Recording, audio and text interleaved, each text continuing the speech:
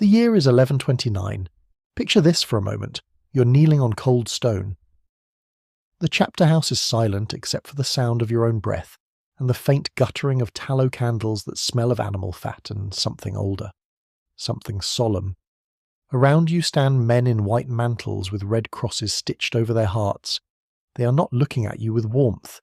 They are examining you, not the way a father looks at a son, the way a goldsmith looks at ore brought in from a stranger, testing for impurity, watching for the flaw. The master speaks. His voice doesn't rise. It doesn't need to. Brother, do you ask to join the company of the house? You have waited years for this moment. You left your lands for this, gave away your horse, surrendered your sword to a steward you've never met, slept on a cot narrower than a grave. You have done everything that was asked of you, and now, at the threshold of the thing you have given everything to enter, the man in front of you doesn't welcome you. He warns you. You do not know the hardships of this house. You see us from the outside, fine horses, white mantles, the glory of God's soldiers, but inside you will be a serf, a slave, to God and to this brotherhood for every day that remains to you on this earth. Are you still certain? 3 times they will ask you that question today. 3 times you will have to mean it. Here is what the history books fail to tell you about the Knights Templar. The legend is built on battles. Montchezard, the Horns of Hattin, the Fall of Acre, blood and steel and impossible last stands. But the Templars were not forged on battlefields. They were forged in chapter houses, in cold rooms before dawn, in rituals so precise, so deliberately constructed, that the men who survived them were categorically different from the men who walked in. The reception ceremony, the receptio, was not a celebration. It was a controlled demolition of the self. I am about to show you 3 things that will change how you understand medieval knighthood forever. First, the exact questions they asked every single candidate, and why those questions were designed as traps to expose men who were lying about who they were. Second, what you physically surrendered the moment you crossed that threshold, and why the rule was written to make that surrender permanent and total. Third, the theological engine behind all of it, what Bernard of Clairvaux actually argued in praise of the new knighthood, and why his idea was so radical that it terrified the church almost as much as it inspired it. But here is what you need to understand before any of that.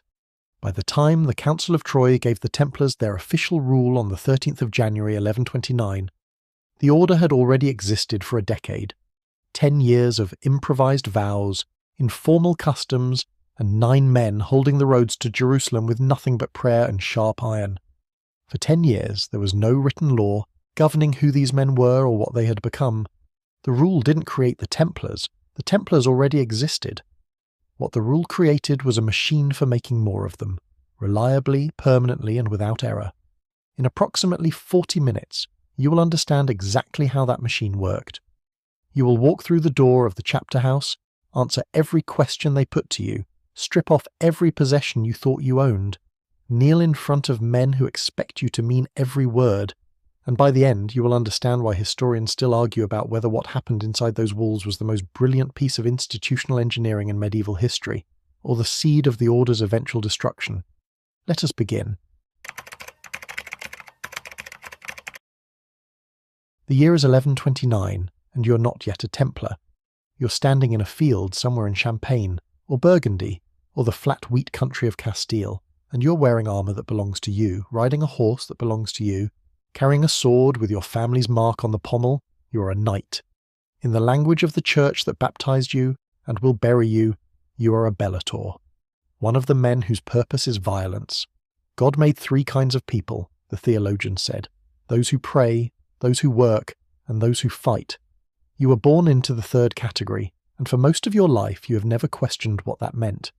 But something has been eating at you, something that started perhaps at confession, or on a battlefield where the man you cut down was screaming a name, a wife's name, a child's name, and you had to keep moving because the line demanded it. Or perhaps it started in a monastery you passed on the road, where a monk looked at you from behind a low wall with an expression that was not contempt exactly, but something close to pity. The church had been trying to manage men like you for 100 years. The peace of God, the truce of God. Elaborate ecclesiastical frameworks designed to limit when and where and against whom You were allowed to use the one skill you had spent your entire life perfecting. The message, delivered in a dozen different ways from a dozen different pulpits, was always the same. What you do is necessary. What you do is also, in some fundamental sense that the theologians debated endlessly and never resolved cleanly, a sin. Bernard of Clairvaux, the most powerful churchman in Europe in 1129, a man whose letters could topple bishops and whose approval could make an institution, had a word for knights like you. He called you malefactors, evildoers, not because you were uniquely wicked, but because the entire culture of secular knighthood, in his assessment, was structured around sin.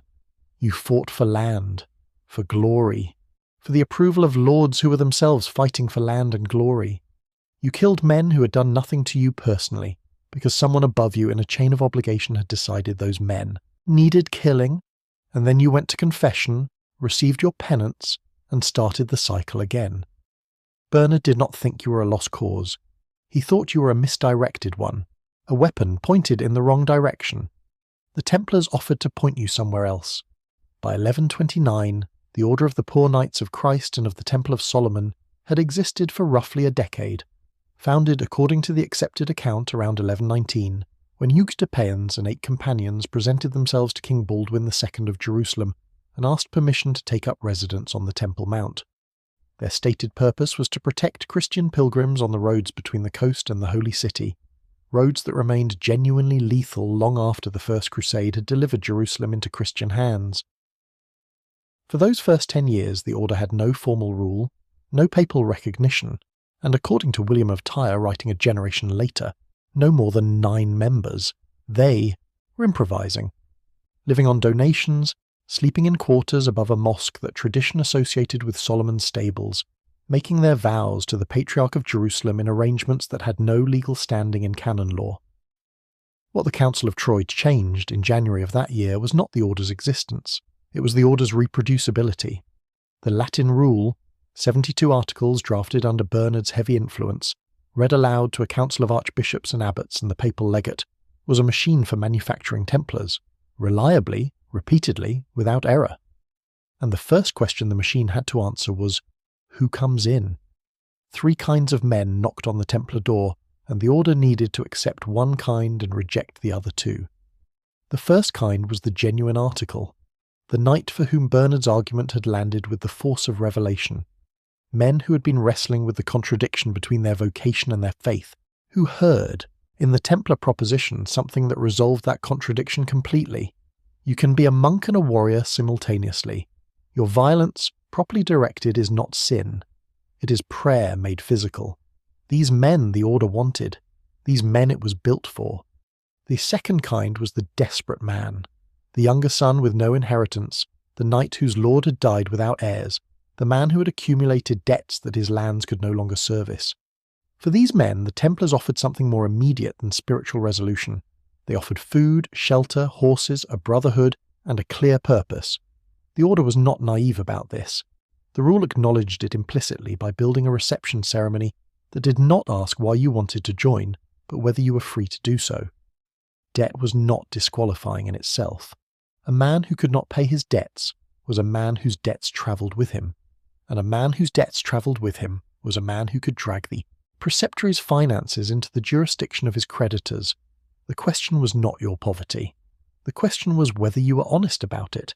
The third kind was the most dangerous, the man who wanted the white mantle for what it signalled rather than what it demanded. The Templars were, by 1129, already acquiring the reputation that would make them legendary, fearless, incorruptible, answerable to no earthly lord. To wear the Red Cross was to carry an institutional identity that transcended feudal obligation. For a certain kind of ambitious man, that was intoxicating. The ceremony was designed, among its other purposes, to make that man reconsider. Because here is what the ceremony told every candidate without exception, before he ever crossed the threshold of the chapter house. It did not promise glory. It did not promise horses or fine companions or the respect of Christendom. The master's opening words were a warning so deliberate, so sustained, and so specific in their grimness that any man still present after hearing them had either understood what he was agreeing to or had stopped listening entirely. You will be hungry. You will be exhausted.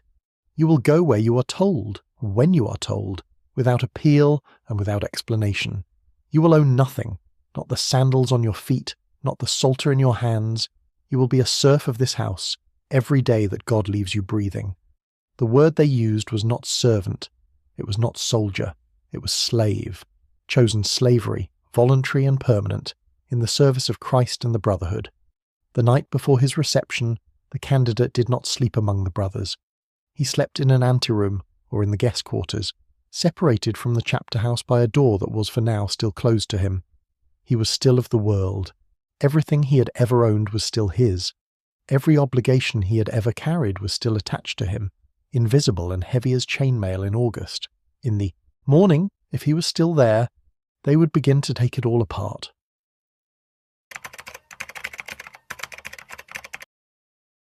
The chapter house assembled before dawn. This was not incidental. The Templars structured their entire day around the canonical hours, those 7 fixed moments of prayer that monastic life had inherited from the rule of St. Benedict, and that Bernard of Clairvaux had pressed into the Templar Rule almost without modification. Prime, the first hour, fell at sunrise. The chapter met before it, in the grey dark when the candles were still the only light, and the cold of the stone floor came up through the boots of every man standing in that room. This was deliberate. Everything about the Templar chapter was deliberate. The timing, the seating, the silence required before the master spoke, all of it engineered to produce a specific psychological atmosphere. Not ceremony for ceremony's sake, ceremony as a technology of transformation. The brothers stood in their white mantles or the black and brown habits of the sergeant brothers, arranged by seniority in a room that outsiders were forbidden to enter. This prohibition was not, as the inquisitors who would later destroy the order claimed, evidence of something sinister taking place inside. Every Cistercian chapter house in Europe operated on the same principle. The closed chapter was where the monastery governed itself, where penances were assigned, disputes adjudicated, decisions made that required the full and unguarded participation of every brother. Secrecy was not concealment. It was the condition that made honesty possible. You could not speak freely about a brother's failings if his family was standing at the back of the room. You could not assess a candidate's worthiness if the candidate's friends were present to advocate for him. But that morning there was a candidate, and before he entered, a messenger was sent out to find him. The rule specified, and this is one of those details that reveals exactly how carefully the ceremony had been constructed, that the candidate was to be asked 3 times whether he genuinely wished to be received. Not once, not twice, 3 times, by 3 separate messengers, before he was permitted to cross the threshold. The number was not arbitrary. In the theological vocabulary of the 12th century, 3 was the number of sincere intention. It echoed the triple affirmation Peter had been required to give after his 3-fold denial of Christ at the fire outside the high priest's courtyard. It mirrored the structure of solemn oath-taking in both ecclesiastical and royal courts. 1 answer could be impulse, 2 could be politeness, 3 was something you had meant every time. The candidate who hesitated on the second question had already answered the real one. Assuming all 3 answers were consistent, assuming the man standing outside that door wanted, genuinely and without reservation, to be received, he was not brought immediately into the chapter. First, he was taken to a side room, an anteroom, or a smaller chamber adjacent to the main hall. There, 3 senior brothers were waiting for him. Not the master, not the full chapter. 3 men chosen specifically for this task, whose job was not to welcome him, but to exhaust his certainty. They laid out the life he was choosing in the flattest possible language. You will be sent where the house requires you to go without being told why. You will eat what the house provides, which will often be insufficient. You will sleep when the house permits, which will often be too little. You will have no property, no privacy, and no recourse. If the master orders you to the Holy Land, you will go. If he orders you to the coldest preceptory in the mountains of Aragon, you will go. Your body belongs to this house. Your will belongs to this house. Every ambition, every preference, every private reservation, surrendered permanently at the moment of your vows. They asked if he still wished to be received. This was not theatre. The rule was explicit that the hardships were to be communicated clearly and completely before the candidate appeared before the full chapter, specifically so that no man could later claim he had not understood what he was agreeing to. The Templars had learned, in their decade of informal operation before the rule existed, what happened when men joined under false impressions. They left. Or worse, they stayed, and became the kind of brother who resented every demand made of him, who cut corners in the field, who was present in body and absent in everything that mattered. The ceremony was designed to eliminate those men before they became a problem, using nothing but accurate information delivered without softening.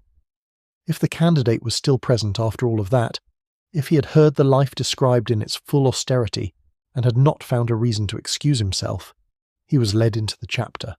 The master acknowledged him, the brothers observed him, and then the questions began. Are you married? Are you betrothed? This was the first and in some ways the most consequential question, because marriage was the one prior obligation that canon law could not simply dissolve. A married man who took religious vows did not thereby end his marriage. His wife retained her legal claim on him. In practice, some married men were received into the order. The rule permitted it under specific conditions, including the wife's explicit consent, but they were never permitted to wear the white mantle. They were marked visibly and permanently as something less than fully surrendered. The white mantle was for men who had come unencumbered, men whose old lives had no legal thread still attached. Are you in debt you cannot discharge? The question sounds like a financial formality. It was not. A brother who carried unpaid debts carried creditors with him, and creditors who couldn't reach the brother could sometimes reach the preceptory that housed him. The Templars by 1129 were beginning to accumulate the extraordinary financial infrastructure that would eventually make them the dominant banking institution in medieval Europe. The integrity of that infrastructure depended on the clean legal separation of every brother from his former obligations.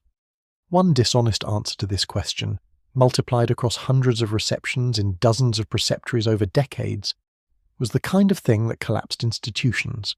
Are you a member of another religious order? Have you made vows elsewhere that bind you still? Are you a free man of free birth? Is your father a knight or of knightly family? Were you born in lawful wedlock? Are you in good health, with no hidden sickness that would prevent you from bearing arms?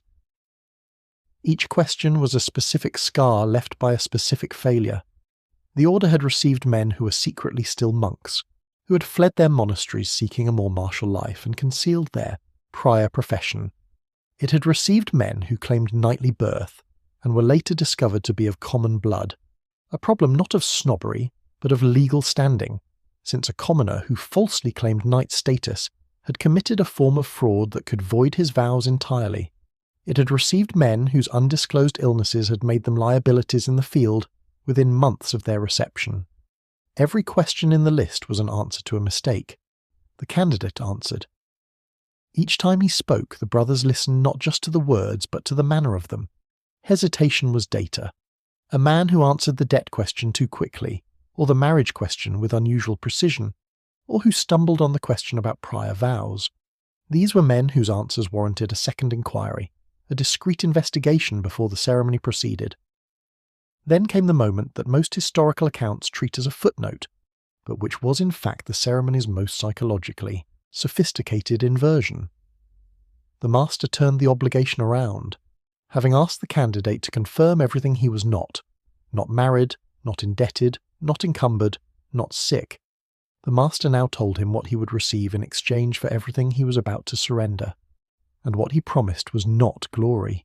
It was not horses or status or the respect of princes or the guarantee of paradise. The formula recorded in the rule was specific and deliberate in its bleakness.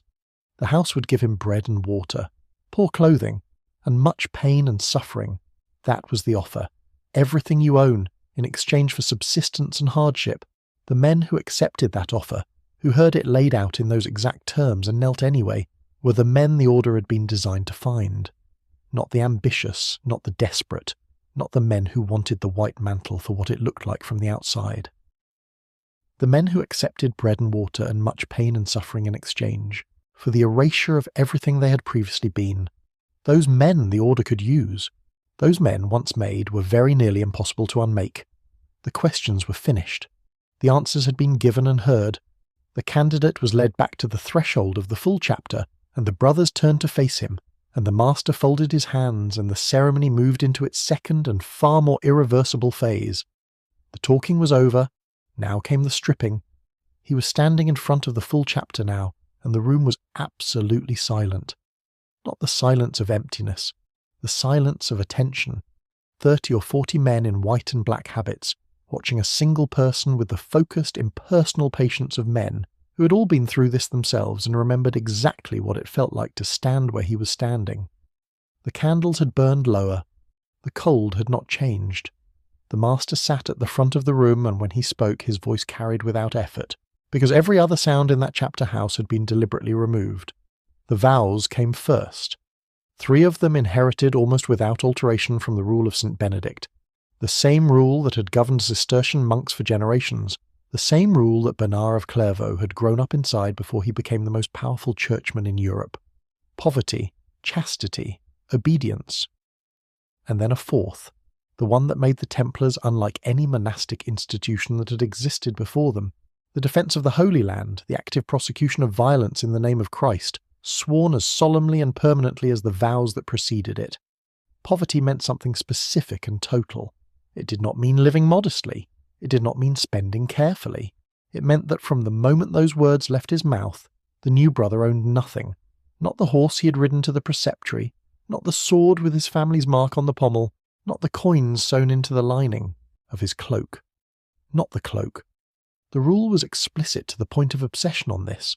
A brother who concealed even a small amount of money, who kept back a single coin, a single object of personal value, was guilty of the sin of avarice and subject to severe penance. Brothers had been expelled for less. Everything he had carried into that room had already been handed to the order's treasurer before the ceremony began. The legal transfer was complete. The vow simply ratified, in the presence of God and the brotherhood, what the paperwork had already established. Chastity in the Templar Rule was not merely the prohibition of sexual contact. It was the systematic dismantling of every emotional attachment that might compete with loyalty to the order. The rule's instructions regarding women were striking in their deliberate coldness. A brother was not to kiss his own mother, not his sister, not any female relative, regardless of the innocence of the gesture. The reasoning was not that the brothers were assumed to be incapable of innocent affection. It was that the rule had no mechanism for distinguishing innocent affection from the kind that eroded discipline, and so it eliminated the category entirely. Women were not enemies, they were distractions, and distraction in the field was death, and death of the wrong kind. The unprepared kind, the kind that arrived before confession, was damnation. Obedience was the vow that governed all the others, because without it, poverty and chastity were simply personal choices that a man might honour or abandon according to his mood. Obedience meant that the master's word was, within the boundaries of the rule and the law of God, absolute. A brother did not ask why he was being sent somewhere. He did not negotiate the terms of an assignment.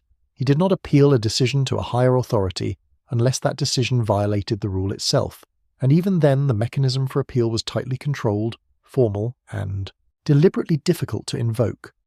The rule was not cruel about this. It acknowledged that masters could be wrong, that commands could be unjust, that the brother's conscience retained its integrity. But it was unambiguous about the default position. You obey first, you raise objections through the proper channels afterward. You do not make independent judgments in the field based on your own assessment of the situation. The order had learned, in blood, what happened when individual knights decided they knew better than their commanders. Then the master reached for the white mantle.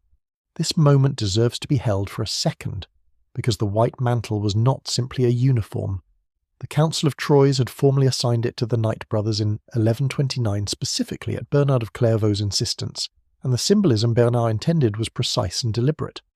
White was the colour of Cistercian purity, the visual language of chastity made textile worn by men who had consecrated their bodies to God. The rule stated explicitly that no man who was not a knight brother of the temple was permitted to wear it. Not a sergeant brother, not an affiliate, not a donor, however generous.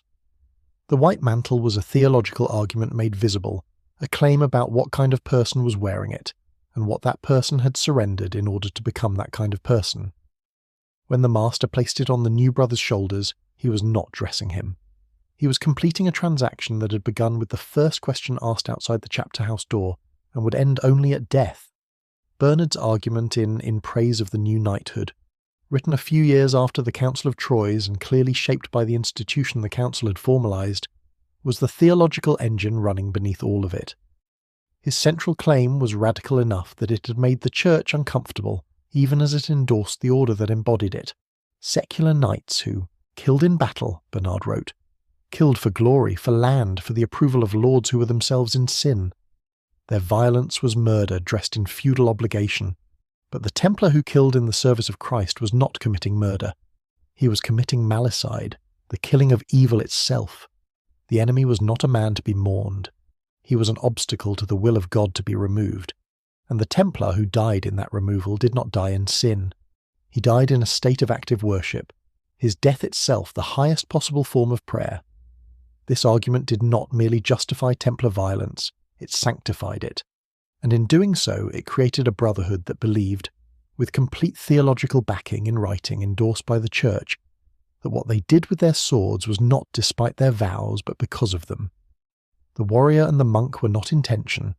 They were the same person, finally, after centuries of awkward ecclesiastical compromise given permission to exist without contradiction. The ceremony sealed with a kiss. The master pressed his lips to the new brother's mouth, not an act of intimacy, but the standard form of oath sealing in the 12th century, used in royal courts and monastic foundations alike, the physical ratification of a bond that words alone were considered insufficient to establish. Later, in the hands of Philip IV of France and the inquisitors he unleashed in 1307, this kiss would become a cornerstone of the heresy charges that ended the order. In 1129, it was simply how serious agreements were closed, and then it was over. The chapter resumed its ordinary business, no feast, no celebration. The new brother was handed a psalter and directed to learn the hours. Around him, men who had been watching his transformation, with the impersonal attention of craftsmen observing their own work, turned back to the day's business. The machine had produced another unit. The process had been completed correctly. There was nothing more to remark upon. He was a Templar now. He owned nothing, owed nothing, desired nothing, or was expected to desire nothing, beyond the will of the Brotherhood and the defence of the Holy Land. The person who had ridden to the preceptory with a sword bearing his family's mark no longer existed in any legal, spiritual or institutional sense. That man had been asked 3 times if he was certain. He had answered every question put to him. He had accepted bread and water and much pain and suffering in exchange for the erasure of everything he had previously been.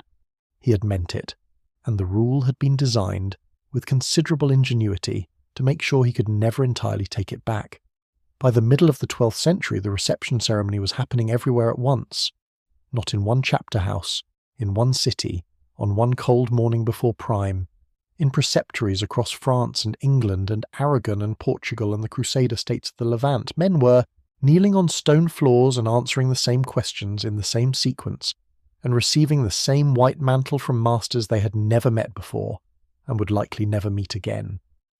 The Templar reception ceremony had become, by any reasonable measure, the most standardized institutional process in the medieval world.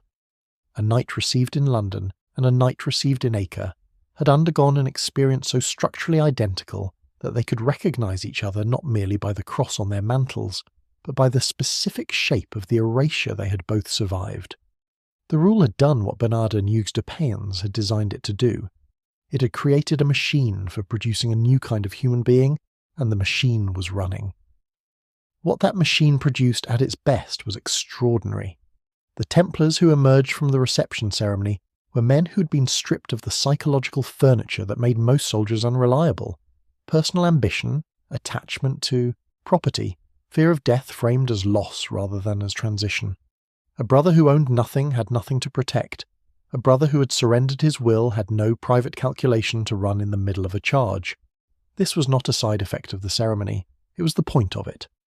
The rule had been engineered to produce men who were, in the specific context of medieval warfare, very nearly perfect instruments. The record bore this out. At the Battle of Montgisard in 1177, it was 80 Templar knights who formed the spearhead that broke Saladin's centre. At the Siege of Ascalon, at the Horns of Hattin, in the street fighting at the Fall of Acre in 1291, the Templars consistently fought longer, held longer, and died in larger proportions than any comparable force in the Crusader armies. The vow never to retreat unless the Templar banner had fallen was not bravado. It was the operational expression of a ceremony that had already asked these men to surrender everything, and had already received their answer. But the machine had cracks in it. The rule's own anxieties told you where they were. The obsessive specificity of the eligibility questions, the repeated exhaustive screening for debt, prior vows, concealed marriage, hidden illness, was not the language of an institution confident in its own filtering mechanism. It was the language of an institution that had been fooled before, repeatedly, and had responded by adding more questions rather than by finding a way to verify the answers. Because the answers could not be verified. A man who claimed to be debt-free could only be taken at his word, cross-referenced against whatever local reputation the brothers had been able to assemble before the ceremony. A man who claimed to be unmarried in a preceptory 500 miles from his home village was essentially unauditable. The Catholic Encyclopedia, writing 8 centuries later but drawing on the trial records, noted that because receptions could take place wherever there was a commandery, they were conducted without meaningful oversight from the order's central authority. The ceremony that was supposed to be universal was in practice only as reliable as the local brothers conducting it, and local brothers were sometimes careless, sometimes corrupt, and sometimes simply too eager to fill a preceptory's roster to ask the harder questions with sufficient rigour. The secrecy compounded everything. What had been inherited from Cistercian practice as a mechanism for honest self-governance became, as the order grew and its reputation darkened in the politics of the early 14th century, the most structurally vulnerable thing about it. The closed chapter, the private reception, the prohibition on outsiders, none of this was heretical. None of it was even unusual by the standards of the monastic world from which the Templar Rule had been drawn almost wholesale. But it was invisible, and in the political vocabulary of Philip IV of France, who needed the order's assets and needed a justification for taking them, invisible was as good as guilty. What happens behind closed doors must be hiding something. What hides something is already convicted in the court of public suspicion. The charges Philip's inquisitors assembled in 1307, denial of Christ, obscene ritual, idol worship, were architecturally dependent on the ceremony itself. They took the private room, the secret questions, the sealed oath, the kiss that closed the vows, and they inverted every element into its darkest possible interpretation. The same privacy that had been designed to protect the integrity of the reception became, in hostile hands, the evidence of its corruption. And beneath all of this, running deeper than the administrative failures and the political vulnerability, was the theological trap that Bernard of Clairvaux had built into the foundation of the whole enterprise. His argument in praise of the new knighthood had given the Templars something no other institution in medieval Christendom possessed: a coherent, papally endorsed theological justification for believing that they answered to God before any earthly authority.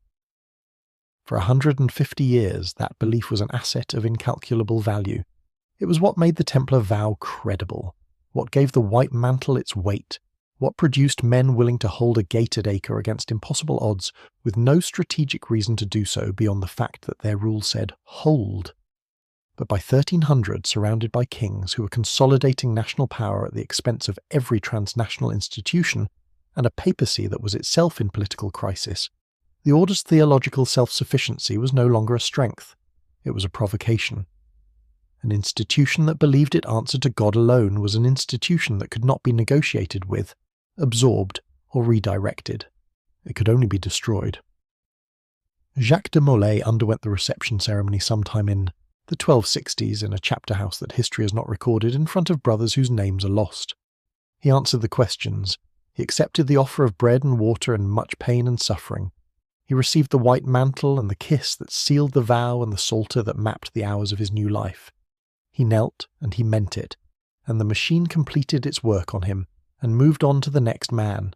40 years later, he was burning at the stake on an island in the Seine, in front of Notre Dame Cathedral, in the last light of a March afternoon in 1314. He had spent 7 years being questioned by inquisitors who wanted him to confirm the charges Philip had constructed. He had confessed under duress. He had recanted the confession. He had confessed again. He had recanted again. And at the end, with the fire already built around him, he recanted one final time, declared the order innocent, declared himself guilty only of the betrayal of his brothers in the earlier confessions, and held that position until he was no longer capable of holding anything. The reception ceremony had asked him 3 times whether he was certain. It had told him, in the flattest possible language, what he was agreeing to. It had taken everything he owned and given him bread and water and much pain and suffering in return. It had not promised survival. It had not promised vindication. It had promised, with considerable precision, exactly what it delivered. The question the ceremony posed in 1129 and never stopped posing was not historical. It was not limited to cold chapter houses and men in white mantles and the specific violence of the crusading world. It was the question that every institution built on total commitment eventually puts to the people inside it. What are you willing to become? What are you willing to surrender? And when the institution that required that surrender is itself destroyed, when the machine that made you is broken apart and its pieces scattered, what remains of the person the machine produced? Jacques de Molay's answer, given in fire on a March evening 7 years after his arrest, was the same answer he had given in that chapter house 50 years before.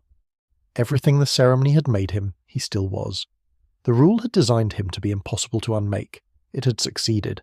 And that, in the end, was both its greatest achievement and the reason it no longer exists.